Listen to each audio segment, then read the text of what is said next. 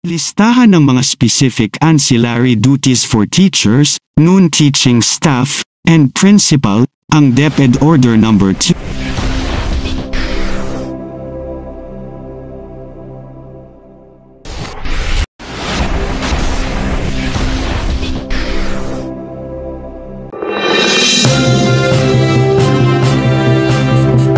Magandang araw po mga kaguro. Listahan ng mga specific ancillary duties for teachers, non-teaching staff, and principal, ang DepEd Order No. 2, Series of 2024, na inisyu noong January 26, 2024, ni Vice President and Secretary of Education na si Sara Duterte, ay nagmamarka ng makabuluhang pagbabago para sa mga guro sa Filipino, sa pamamagitan ng pagtutok sa immediate removal of administrative tasks of public school teachers. Ang utos na ito ay naglalayong pag-aanin ang trabaho ng mga guro na dati ay gumugol ng maraming oras sa mga tungkuling administratibo na binabawasan ang kanilang pangunahing tungkulin sa pagtuturo at pagpaplano ng aralin. Tinutukoy ng kautusan ang mga gawaing pang-administratibo bilang mga hindi direktang nauugnay sa pagtuturo at pag-aaral sa akademya, sa halip ay itinatalaga ang mga responsibilidad na ito sa mga pinuno ng paaralan at non-teaching personnel.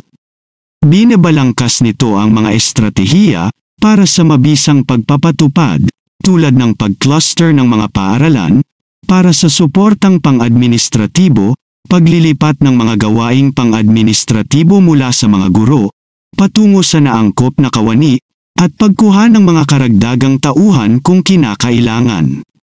Ang inisyatiba na ito ay nakikita bilang isang tagumpay para sa mga tagapagturo na nagpapahintulot sa kanila na maglaan ng mas maraming oras sa kanilang mga mag-aaral at mapabuti ang kalidad ng edukasyon. Mga kaugnay na ancillary works ng guro ay kinabibilangan ng Reading and Numeracy and Literacy Coordinator, School Paper Advisor, SELG, SSLG Advisor, Special Education Coordinator, Sports Coach Trainer, Research Coordinator, Youth for Environment, ICT Coordinator, Grade Level Chairperson, para sa mga Master Teachers, LAC, Inset Coordinator, Back Member, Inspectorate, para sa mga school heads. HOPE, Help Orchestrate Positive Experience. SBM Chair, M&E, SMEA Coordinator. Planning Officer, GAD Coordinator, RPMS Performance Management Team, Lead. At para sa mga non-teaching, School Health Focal Person, FIDEM Coordinator, WINS Coordinator, ARH, MDN. Gulayan sa Paaralan Coordinator, NDEP Coordinator. School Testing Coordinator, RPMSHR Personnel Management Work.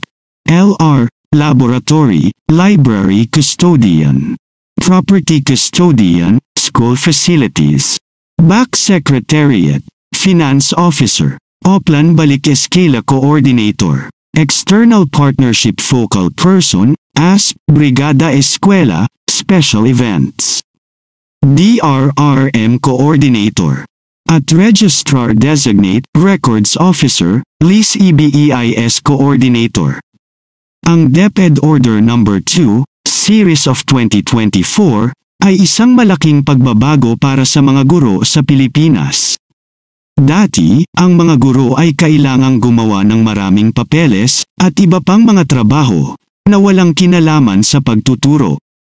Ang kautosang ito ay nagsasabi na ang mga guro ay dapat tumuon lamang sa pagtuturo at pagbibigay ng mga aralin, hindi sa iba pang mga gawain na tumatagal ng kanilang oras.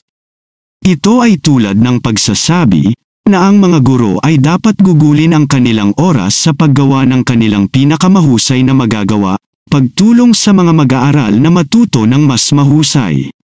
Ngayon, ibang mga kawani sa paaralan ang hahawak ng mga papeles at mga bagay na pang-administratibo.